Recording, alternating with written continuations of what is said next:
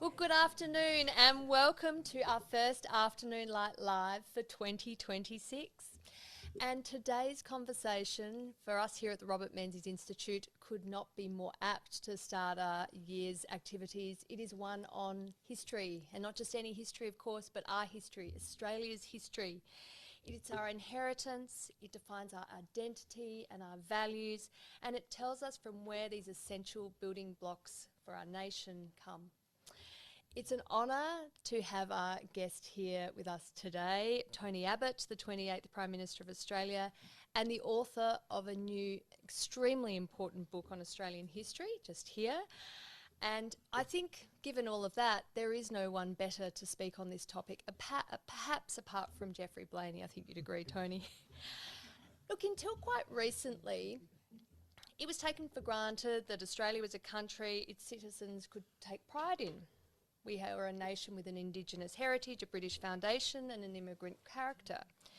But this confidence over the last 20 years has frayed, I think you'll all agree. And it's not because Australia's past has ever been perfect, it surely hasn't, but because it is increasingly presented as little more than a catalogue of failure, of injustice and shame. So through Tony's book, he's attempted to arrest a serious decline, which we share a great concern for here at the Robert Menzies, in Australian historical literacy, and he's attempting to rebalance our national story.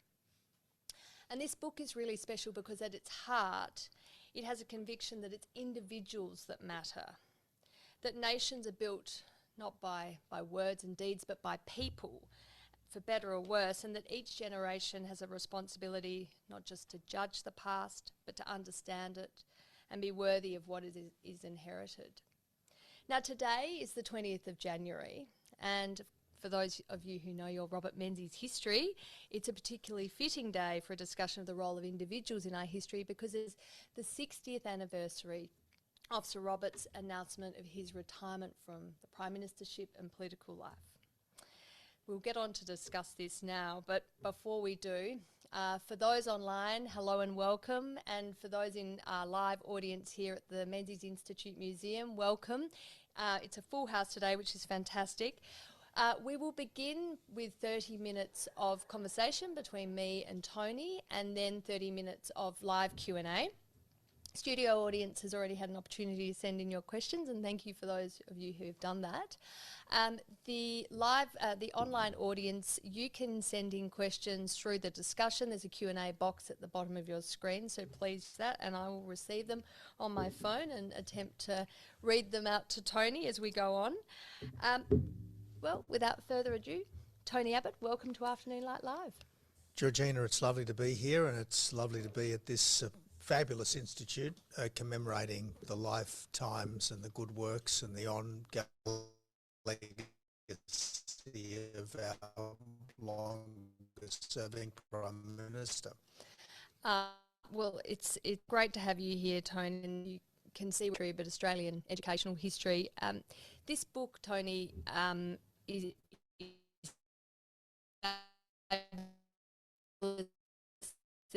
a documentary series that also accompanies it. Take this gargantuan task. Well, Georgina, at first I should say that, yes, it was a very big project, but I had a bit of help, some seriously good help, including from Alex McDermott, who you're very familiar with. I think Alex might be in our audience today, but he and the wonderful Andrew Kemp made a terrific contribution to the work, and I really must acknowledge them because without their help and assistance and guidance on so much, it wouldn't be the comprehensive work that it is. It would have been more a piece of advocacy than a piece of what I regard has turned out to be reasonably objective, pretty impartial, I hope, a history of record. So yes, it was a great piece of work, thanks in large measure to the great help I had. But it was a very necessary piece of work, I think, because as Blaney pointed out in the 90s, the old Three Cheers version of Australian history has become the black armband version of Australian history, and it's even worse now than it was then. I mean, the long march of the left through the institutions, was at that stage incomplete. I think it's much more comprehensive today than it was then. And so the Invasion Day version of Australian history, this idea that our country was founded in an act of fundamental injustice, that it proceeded through violence, exploitation, even genocide, that it continues to this day in an unjust, racist, sexist, homophobic kind of a way. I'm not saying we're perfect, Georgina, obviously. There were pretty brutal things that happened to Aboriginal people along the way, and occasionally there were some pretty brutal things done to the settlers along the way. The convicts didn't exactly have a great life, certainly by today's standards, even if in some respects, as I point out in the book, it was better than the life many of them would have had they stayed in Mother England. But on balance, it's a great story. Our first century in particular, I think, is a story of almost incandescent success. From the very beginnings of 1500 bedraggled souls dumped half the world away in Sydney Cove, within a century they had created a series of self-governing colonies that didn't just have the world's highest standard of living at that time, but they were extraordinary democratic pioneers. And by the 1890s, in South Australia, people of both sexes and all races could vote. Women and Aboriginal people, at least in theory, could run for Parliament, and even back then a couple of women did. They didn't succeed initially, but nowhere in the world at that time was this true, except here in Australia. So if we go forward, the 1890s saw the unification of the 6 colonies, not through a coercive process, not because the Imperial Parliament forced it upon us, but because local leaders thought it was going to help in a whole host of ways, economically, strategically, and through a long process of discussion, negotiation, compromise, and ultimately democratic votes. And again, almost unique in the world, they brought a new nation into being, a continent for a nation and a nation for a continent. Australia Unlimited, Australia Felix. And I just think that we should be so proud of that. We should be so proud of the contributions that we have made as a Commonwealth here and abroad, our extraordinary contribution, particularly in the Great War, the way in the post-Second World War era we brought migrants in, initially from Europe, more recently from all over the world. And whatever difficulties we have and whatever problems we may currently be grappling with, it's been, again, an extraordinary social experiment that has succeeded beyond anything that we ever could have expected, and that's a wonderful tribute to the quality of all the people who have comprised this great nation over the last 200 odd years. It's really interesting to reflect on your description of the evolution of Australian democracy through the colonial period to federation. And I think as Australians we do our past a great disservice by not reflecting on the miracle of that. Yeah. To think what else was happening in the world in the late 18th century, early 19th century, that, you know, there were revolutions, there's a lot of blood lost over experimentations towards independence and democracy, and yet in Australia it was a relatively peaceful evolution, and of course the beneficiaries of the liberal Enlightenment ideas coming out of Britain and Europe meant that we sort of received the best of the minds from that part of the world, but didn't have to import a lot of the sort of more difficult parts. If we look back over the past, 20 or 30 were killed in the so-called Castle Hill Rebellion in the early 1800s. I guess at Eureka we had 20 or 30 deaths. Yes, there were obviously some pretty dark episodes on the frontier of settlement, mostly, I guess, settlers killing Aboriginal people. Occasionally, there was some pretty serious, I guess, countermeasures, particularly in Tasmania from the Aboriginal people. But yeah, when you think that over the centuries Europe has been drowned in blood, we've got off pretty lightly and done remarkably well. Tony, in your book you address the frontier wars and the atrocities committed against certain Aboriginal people through the early colonial period and of course beyond. I mean, how do we come to grips with that part of our history?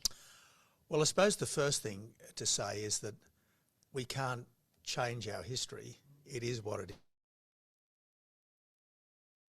is. The second thing to say is that we should judge the people of yesterday by the best standards of their time, not by the standards of these times. I think it's very unfair to go back 100 years and do a critique of what people said according to contemporary canons of political correctness, for instance. Now, yes, there is no doubt that there were going to be clashes. As soon as the settlers pushed out beyond the initial encampments around Sydney Harbour,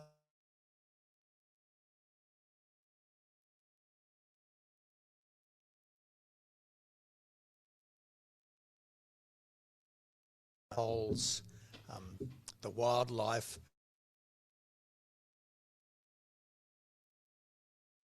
going to become contested space. And inevitably, given that the settlers had the superior weaponry, in any contest, they were going to mostly come off better. I mean, one of the points I make in the book is that the Tasmanian Aboriginals actually conducted quite a successful defence of their land. There were a lot of settler casualties as well as a lot of Aboriginal casualties. But the interesting thing is, Georgina, that even then, at the times when frontier conflict was at its worst, officialdom was constantly stressing to the settlers that the Aboriginal people of Australia had all the rights of British subjects and that a white person would be hanged for the murder of a black person and vice versa. Now, the truth is that the only time we can be confident that white people really were punished according to law was after the Myall Creek massacre. But all this in some respects is perhaps the biggest blot on our national story, the wanton butchery of up to 30 Aboriginal men, women and children by a party of stockmen. There was a sequel, and the sequel was an extraordinarily humane Attorney General, John Plunkett, was determined that justice would be done. Even after the first jury refused to convict, he managed to bring new charges against a slightly smaller number of the defendants. And after the judge at the second trial said that this atrocity cried out to heaven for justice, the jury did convict and 7 white men were hanged, as they should have been under the standards of those times, for the murder of black people. Now, it wasn't always as good as that. A few years later, as we know from the contemporaneous historical record, someone called Coots up on the north coast of New South Wales did indeed poison flour after his sheep had been regularly speared by the local people. Some 20 Aboriginal people died. Again, the wonderful Plunkett tried to bring this narrative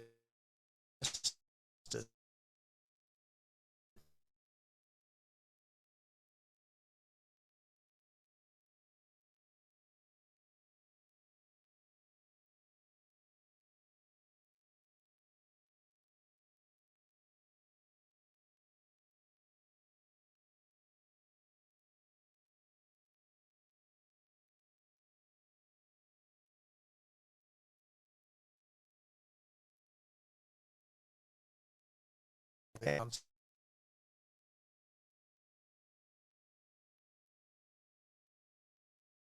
60s and 70s before Aboriginal people generally could give testimony in Australian courts. But here we are in this country, supposedly, if you take a lot of modern historiography seriously, supposedly this den of racism, and yet by the 1870s Aboriginal people were equal with white people, at least when it came to giving testimony in a court of law. So it's not a perfect story, as we say, but it's a pretty good story, and I just think that we do ourselves justice, not by pretending it was all good, or by pretending that it was all bad. We've got to see it in its totality. And when you talk about how our history has been shaped by individuals, I think you say if we have a history to people that have made it. Correct. So, I mean, someone like John Plunkett presumably is one of those good people with liberal ideas who absolutely was right. intent on Absolutely equality. right. But even if we go to the early governors, I mean, we should never forget that the instructions that the British government gave to Governor Phillip were to live in amity with the native people. Going back even further, we've got Cook really appreciating the Aboriginal people in a way that others hadn't, because he said that they lived in a state of harmony, in a state of, I suppose, balance, which was beyond the ken of even the English people of those days, who were acquisitive and greedy and all the rest of it. So the best of the settlers, the best of the governors, were men of deep humanity, considerable magnanimity. As I said, the only one of the early governors who was really a bit of a bastard was Bligh, and he practised his bastardry mostly against the settlers as opposed to against the Aboriginal population.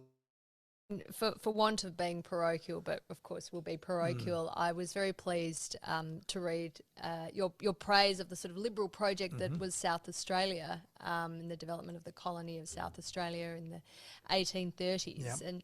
And the really innovative policies and governance used to the colony of South Australia that probably most South Australians don't know, let alone Australian citizens. Well, again, because this...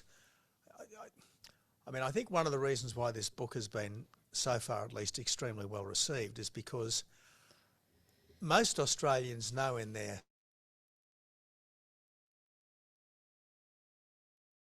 pretty wonderful place we live in today can't have a bad history. I mean, a bad history does not produce a good present. And given that, on balance, notwithstanding some things that we might wish improved, it is a great country. Even if we might be letting ourselves down in some important respects.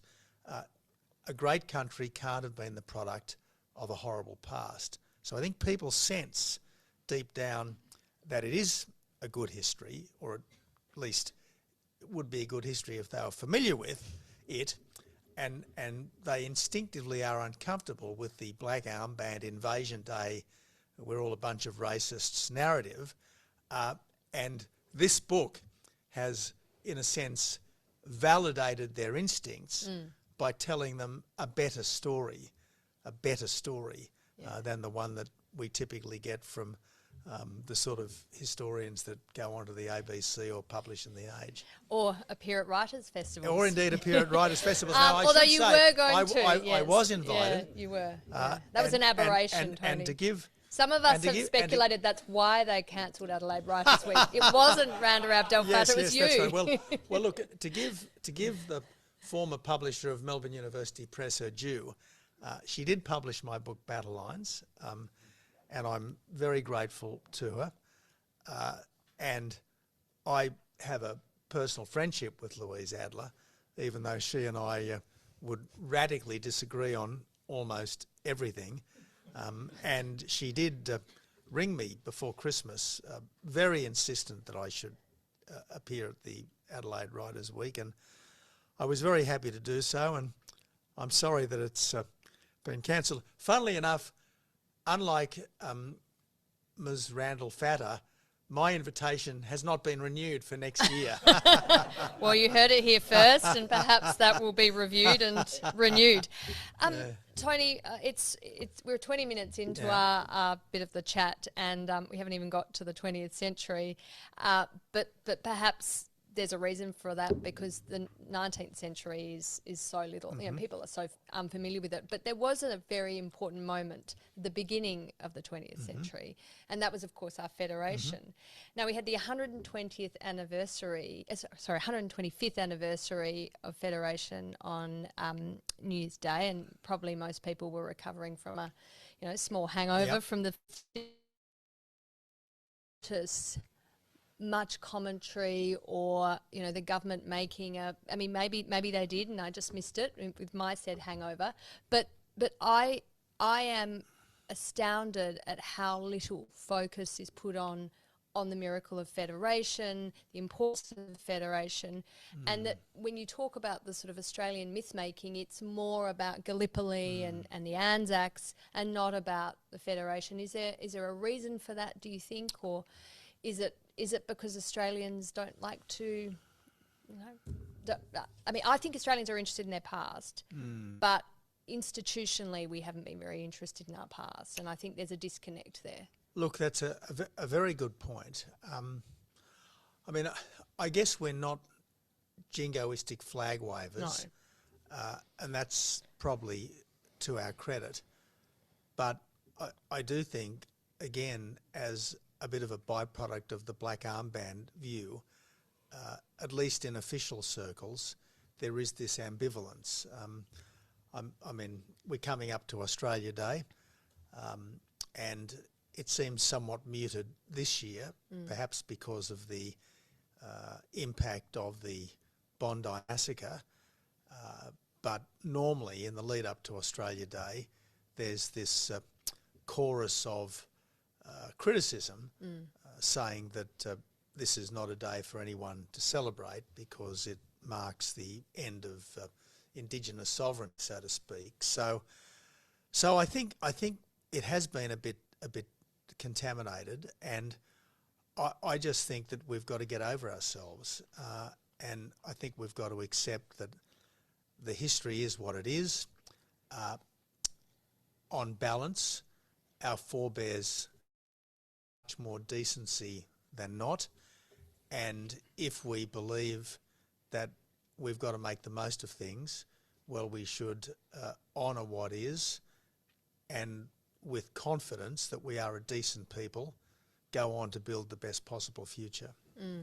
I'm going to skip ahead a bit, and I'm sure there'll be lots of great questions from our online audience about the war years, the Great War, the Second World War, and of course the Depression. But I'm really interested in how you deal with this idea of an immigrant character. Yep. Australia has an immigrant character. Small migration that, of course, was largely overseen by the government of Robert Menzies, but Ben Chifley did start it. It shaped Australian identity. It certainly shaped our modern identity. But I wonder how we can square the modern iteration of multiculturalism with appeals for unity and patriotism that you talk about in your book. Well, I want to draw a distinction, and it's pretty obvious to those who have got to the later chapters, but I want to draw a distinction between the official attitude to the post-war migration of the 50s and 60s and the official attitude to the migration of the 80s, 90s and beyond. Under the Caldwell immigration program that was then continued by Harold Holt and others, there was a very strong expectation that the non-British migrants would integrate on day one, often by going off and working on great projects like the Snowy Mountain Scheme, and assimilate as quickly as they could. Now, we know that people being people, many of our post-war European migrants formed their own clubs, sporting clubs, social clubs, inevitably fraternised amongst themselves. But quite quickly, through work, through sport, and the fact that people tended to spread out into the wider community, assimilation did take place. Genuine assimilation did take place. It started under Whitlam, and it was very much consolidated under Malcolm Fraser. This idea of multiculturalism, such that really it should be possible to maintain a kind of a separateness. This notion of hyphenated Australianism. The vast majority of our migrants, even in this modern era of official multiculturalism, have come to join us, not to change us, and notwithstanding government-funded ethnic activists, have tended to get jobs in the mainstream, to go to mainstream schools, to live in mainstream suburbs, and to join Team Australia. But I do think that the rise of a class of professional ethnic, if you like, often government funded, in more recent times, the ability to, as it were, have a foot in two countries at once, thanks to cheap international air travel, thanks to the internet and the ability to go online and listen to global media wherever you are, I think risks creating not so much Team Australia as Hotel Australia, to coin a phrase, where people take advantage of what's on offer here without ever really doing what Bob Hawke urged us all to do on our bicentenary day in 1988, saying that it is the commitment to Australia that is all. That is the thing that brings us together, that strong civic commitment, that strong civic patriotism. And I think that's what we really have to double down on, particularly after 2 years of horrific anti-Semitism, Jew hatred, culminating in the Bondi massacre. I think we really have to say to everyone, much more strongly than we have in the recent past, that the words of the citizenship oath, they've got to be not just said, but they've got to be meant and lived. I mean, the citizenship oath says, from this time forward under God, I pledge my allegiance to Australia and its people, whose democratic beliefs I share, whose rights and liberties I respect, and whose laws I will uphold and obey. I mean, that's incredibly important. And it's not just something that you go and glibly mouth. You've got to mean it, you've got to live it. And frankly, if you don't mean it and you don't live it, this is not the place for you.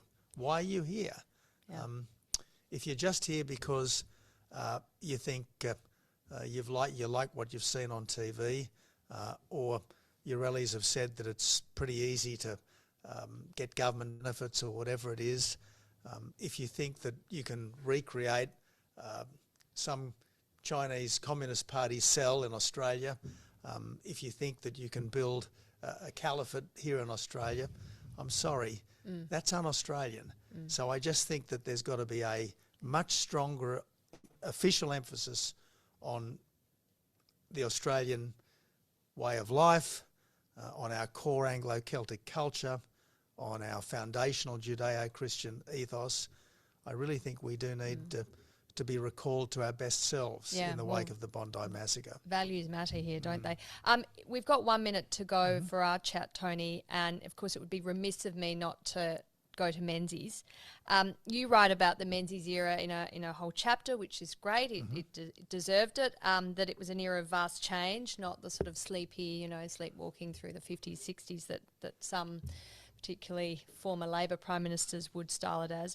You know, you talk about the US alliance, trade with Japan, ridding white Australia policy, the expansion of universities, greater political rights for Aboriginal people, the royal visit, that we were a tranquil and prosperous society and Australians had never had it so good. But then you say that Howard was our best Prime Minister and Hawke Labor's best Prime Minister, both quite contentious because most, I guess, experts would say Curtin is our best Prime Minister and therefore Curtin Labor's best Prime Minister. Your evaluation, there's lots in this. It's unfair. I have no minutes to give you. But your evaluation of Menzies. Well, I think if you go to my last chapter, I say there is a strong case for saying that Howard was our best Prime Minister, because I think he lived in some ways in more testing times than Sir Robert.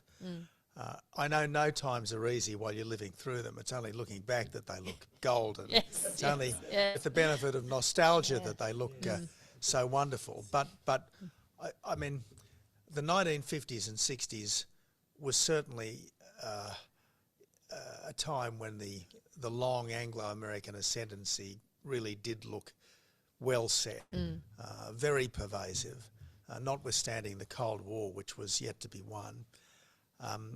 And certainly there was no 24/7 news cycle. Our population was smaller. It was less diverse. Senates weren't as difficult. I think that it was harder for Howard to govern on a day-to-day basis than it was for Menzies. I actually think it's harder now than it was for Howard.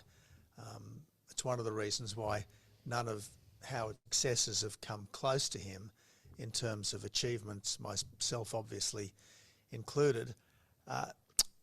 Look, Menzies almost certainly will never be surpassed in terms of political longevity. As long as the Liberal Party lasts, Menzies will be rightly hailed as the founder of what is still our most successful political party thus far. And whatever, I suppose, yelping and squelping there might be from the sidelines, by any objective standards, the Menzies era was a time of great economic advance, considerable social contentment, and that's to his everlasting credit. I mean, as I say in the book, I think, in the end,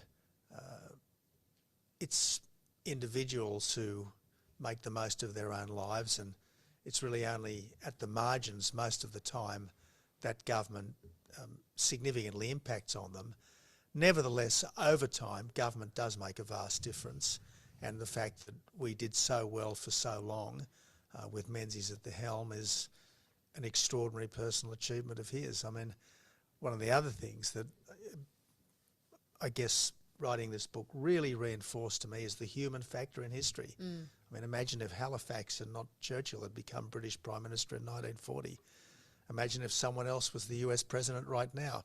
How different things would be. Imagine if Kamala Harris had won. Yeah, the human factor in history is incredibly strong. And as it happened, we were very, very lucky that we had Menzies and not Doc Evatt, for instance, through that period. And I think we were lucky that we had Hawke and not Whitlam for that long stint of government, and that we had Howard and not Billy McMahon for his long stint of government. The human factor is incredibly important. Yeah, it sure is. Look, I've got a huge line of audience questions here, Tony, so we'll try and whip through them. One from Helen Jersevich. Hello, Helen. I know you're in Anglesea and you've sent a lovely photo of Tony's book underneath an Australian flag at your house there. She would like to know why there has been so much negativity about Australia in the last 20 years. I mean, you say recently in your book, I say 20 years. That's sort of my supposition. But Well, again, Georgina, I think it is essentially the long march of the left through the institutions and the cultural Marxist left. Their passion is to destroy the patriarchy as they see it, to destroy the hegemony of the West as they see it, to overturn the, I guess, mindset of the Christian church, and for all sorts of reasons, some understandable, some less so, they've had a lot of success. And I think it's the job of people like us not to pretend that we are indeed blameless, but nevertheless to focus on our strengths and do our best to build on them. Well, if the question, of course, wasn't to me, but if I could put in my two bobs worth, I agree that there is an almost complete takeover of our institutions, of culture, media, education by the progressive side of politics.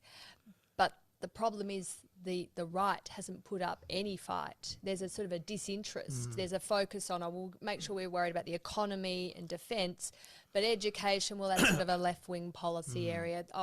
Writers' Festival, well, just lefties go there. I mean, the trouble is if you ignore these institutions that shape our culture, it has political consequences. Completely correct. If you do not fight culture wars, you lose culture wars. And frankly, our culture is too wonderful to be sacrificed through indifference. And that's what's happened over the last couple of decades, maybe even over the last couple of generations. A question from Brian Herlock, who is here today. If Tony Abbott were the current Federal Minister for Education, what practical requests could he make of state education ministers to restore the teaching of Australian history as a standalone essential subject in the curriculum for high school students? And he does add, apart from the decree that Tony Abbott's Australia history be compulsory reading for every high school student in Australia, certainly be good for book sales too, Tony. Well, look, Having just paid the textbook bill for my children. The truth is that it's very difficult for the Federal Education Minister to stretch his or her hands into every classroom, and frankly, you wouldn't want it to be as it were totalitarian as that anyway. I certainly think that a good state education minister would be very eager to do four things: more principal autonomy, more academic rigour, more parental involvement, and higher standards for teachers. I mean, when I was a youngster, only probably 30% of kids went on to year 12, and of those that went to year 12, probably only 10% or so went on to university. So, in a sense, there was an elitism, in the best sense of that word, about the final years of education at school, and there was certainly an elitism about university. And because inevitably there were smaller numbers of teachers required at those very senior levels, I think the quality was probably higher vis-a-vis the quality of other professionals in our society. I mean, at the schools I went to, at least some of the teachers in those days were actually Jesuit priests. And in those days at least, the smartest young Catholics, at least some of them, would go off and join the priesthood because in a way that maybe now going into medicine or merchant banking is regarded as the best thing anyone could do. In those days, at least for a Catholic, joining the priesthood, or particularly an order like the Jesuits, was regarded as one of the very best things you could do. I mean, when I was a youngster, joining the Jesuits was almost the equivalent of becoming a member of a spiritual SAS. So I had some wonderful teachers at school. These were outstanding people who would have done brilliantly in whatever profession they were in. Now, there are still fine people who go into teaching, don't get me wrong, but I don't think it is generally thought that the best of the best become teachers, and we need more of the best to become teachers. And we need to have more academic rigour in our schools.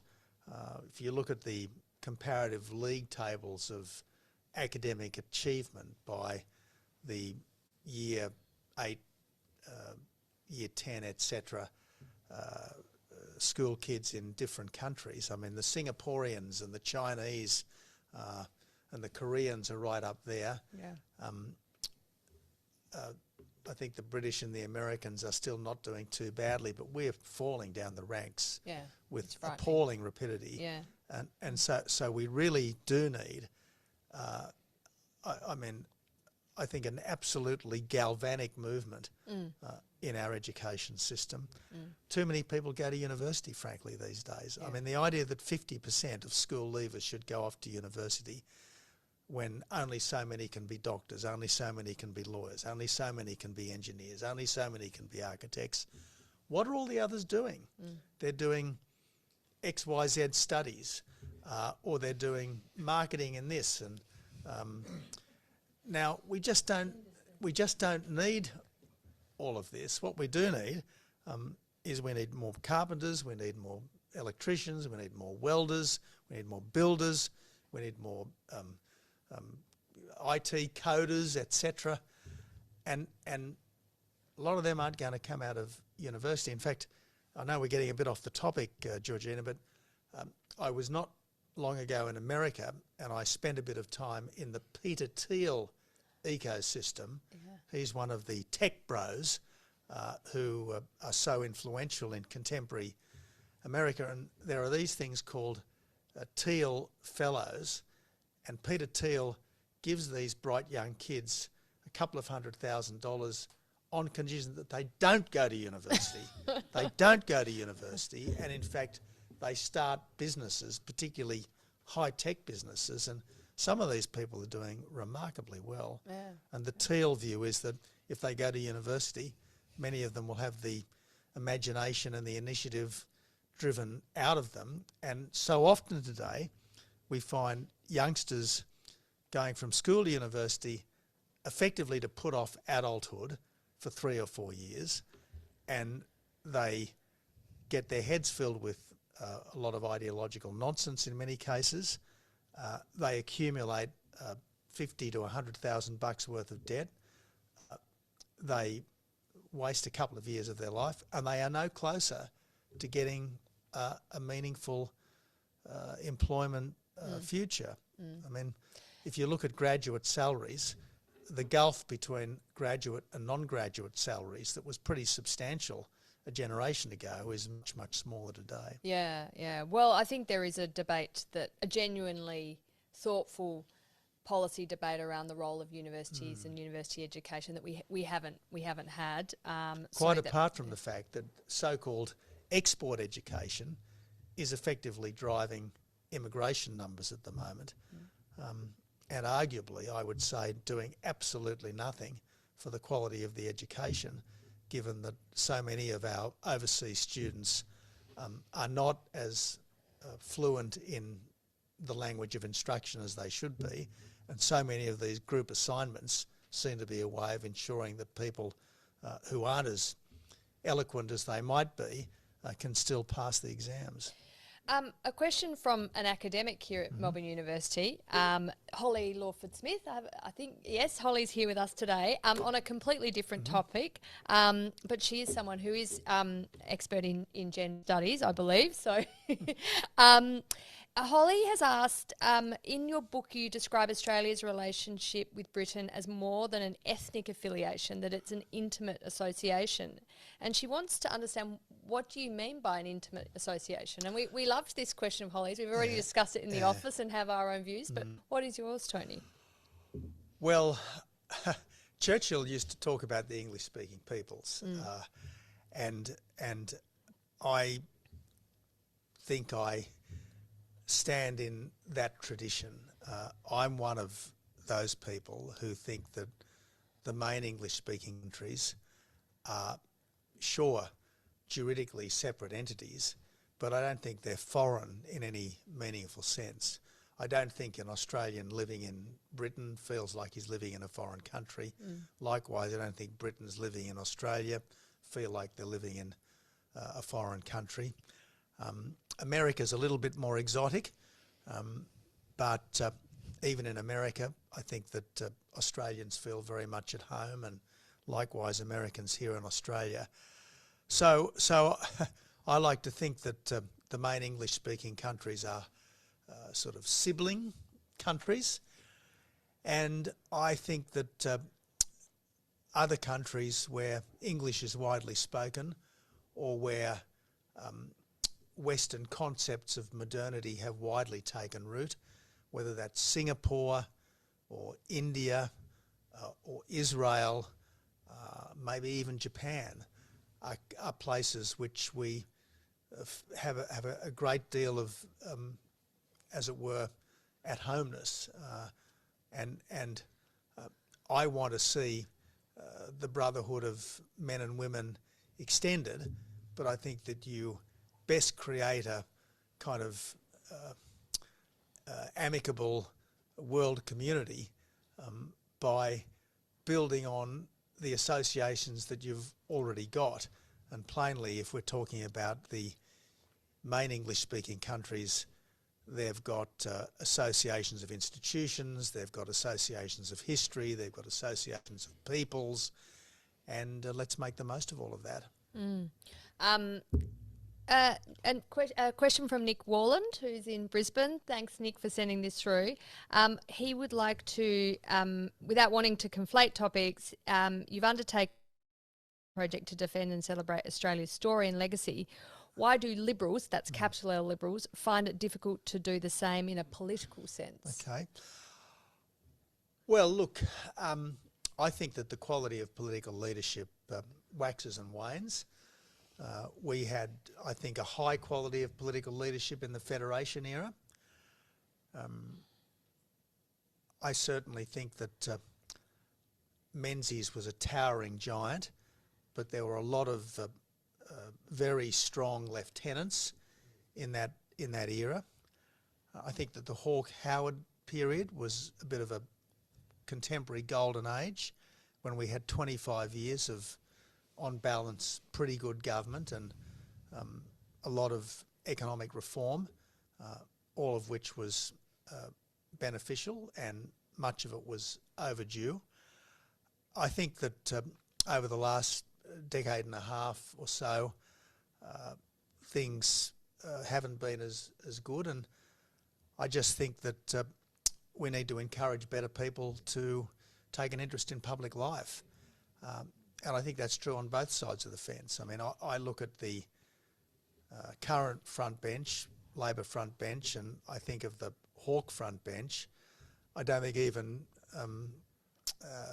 Prime Minister Albanese would put himself in the same league as Hawke. I certainly didn't put myself in the same league as Howard. And when I think of my front bench, well, some of the most able members of it were more interested in plotting than they were in governing. They were very talented people too, and very good at it, as it happens. Good plotters, yeah. Well, it is a political skill, and Robert Menzies certainly mastered the art of politics as well as the art of governing. But a question here from Chris O. Thank you, Chris. The past is the past, he says. Today's Australia needs to take into consideration that today's multicultural society is vastly different from conservative politics of the past. Is conservatism still relevant to today's Australia?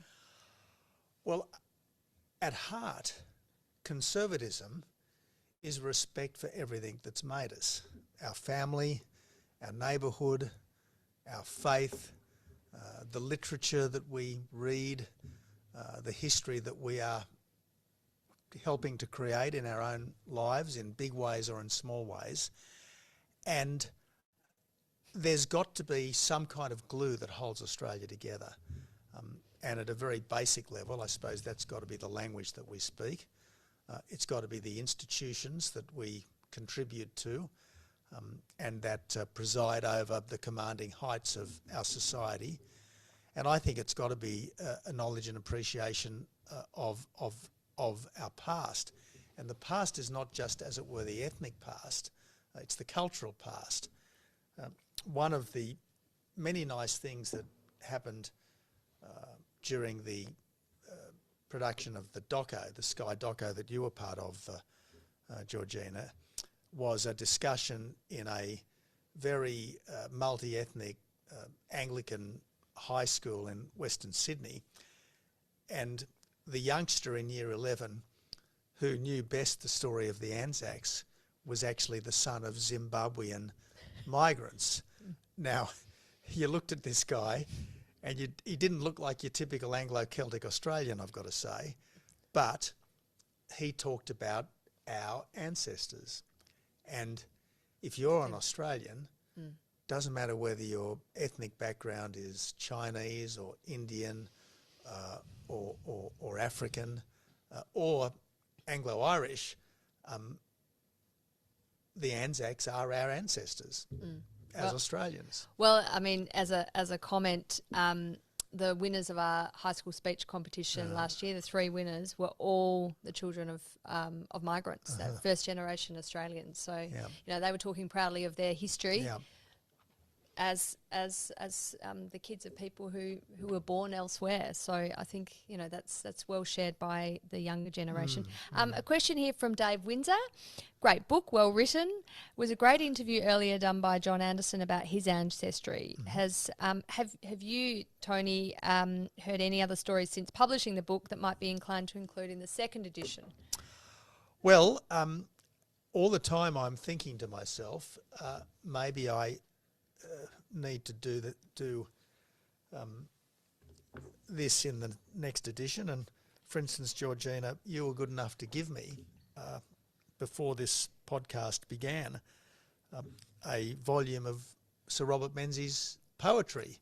And there's a beautiful poem here, In Memoriam, to commemorate Lieutenant J.R. Balfe, who was obviously a classmate of...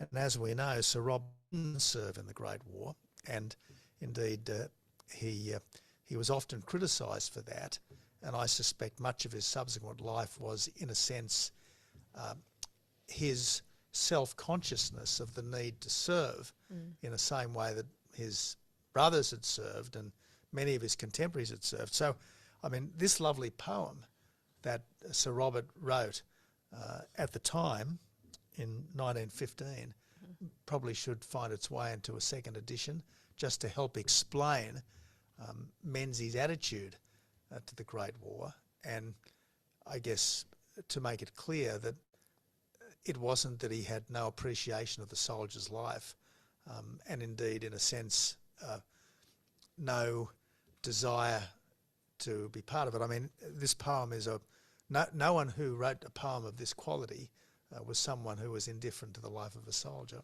No. It's a beautiful poem, and well, we would be very pleased if it was included in the second edition. This is more a political question than a question about history, from Philip Shaw. Hi, Philip. I sometimes say that the natural political home of every self-employed tradie in the country should be the Liberal Party, or at least the Coalition, but this patently is not so at the present. Why is this? Perhaps this is an allusion to Tony's tradies. Yeah, well, I agree with your questioner that tradies are should be natural liberals, but again, I think there has been a tendency in recent times, in particular, to go off on tangents. I mean, I kind of touch on the pandemic in the last chapter. I think the pandemic was an incredibly dispiriting time for natural Liberal voters in particular, because if you are a natural Liberal, you have an instinctive desire for less government and more freedom. And yet, during the pandemic, there was vastly more government and vastly less freedom. In fact, the people of Melbourne were oppressed by their government in a way that was utterly unprecedented, even in wartime, when it might have made at least some sense. So I think for Liberals, the pandemic was a really, really dispiriting time. And I think that's why a lot of people who should be Liberals or instinctively remain Liberals feel a bit disillusioned with the Liberal Party, because, let's face it, all governments, including Liberal governments, state and federal, were complicit in the health dictatorship that was soon to become for at least 2 years. Well, I know you write about the fact that there was no Royal Commission into how we dealt with the pandemic, particularly because we adopted the sort of Wuhan approach, the Chinese approach, rather than the approaches that we had practiced time and time and again. And the same could be said for the UK too. Exactly right. I mean, late in 2021, when the restrictions were starting to lift, I was in London. I only got to travel because it was official government business that I was there on as a honorary member of the Board of Trade. But I was at an event in London and I came across the Swedish ambassador, would you believe?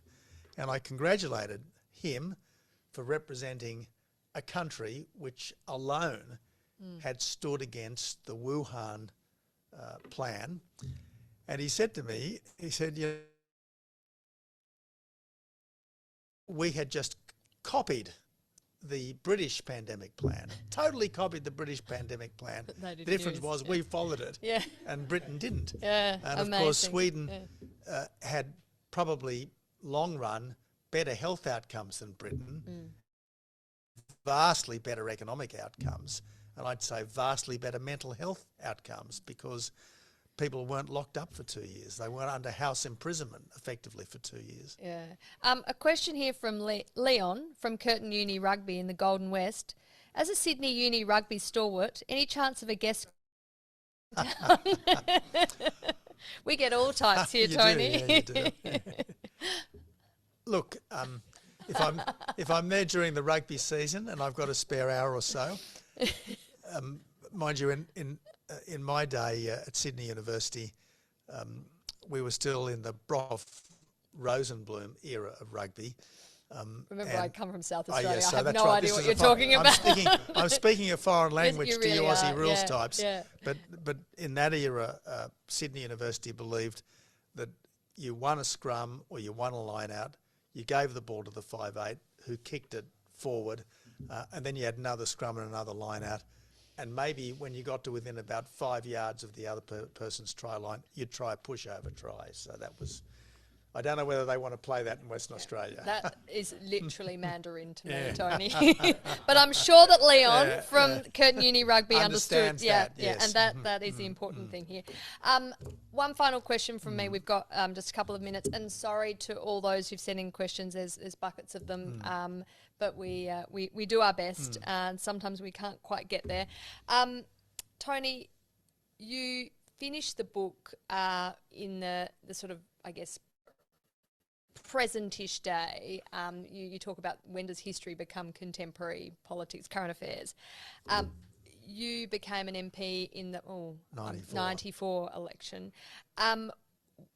What are some of the key moments from your personal recollections that shape your chapter on the sort of contemporary Australian history? And I guess particularly observing political opponents like Paul Keating, but John Howard and Bob Hawke and others. Well, the Hawke-Howard era was an era of policy bravery, and I think it was an era of strong characters in our public life. People who were not necessarily saints, but who nevertheless were quite idealistic and were prepared to work together in a spirit of teamsmanship. So I guess that's something that I think helped to form me, and which I think is very important. If I look at, in particular at the Howard era, the East Timor expedition I thought was a real watershed in our national life. I think that our participation in the, Islamism conflicts of the early years of this century was very important. I think that the policy bravery of the Howard government was important. Things like the citizenship test, which the Howard government introduced to supplement the modern citizenship oath that came in the Hawke-Keating era, I think were incredibly important. I mean, you know, I guess the lessons that I learnt from Howard in particular, but to a lesser extent, including Hawke and Keating, was that it's better to have a go and fail than never to try. Well, a great note to end on, Tony. Thank you so much for joining us on Afternoon Light Live. And to our in-person audience, thank you. To our online audience, thank you. For those of you who will be in Brisbane on the 3rd of February, we are launching the Menzies Legacy with Deputy Premier of Queensland, Jared Blagey. So please do join us. It's been a wonderful discussion, Tony. We are so grateful that you took this project on and wrote such an important book, and so accessible too. So thank you very much. Thank you very much.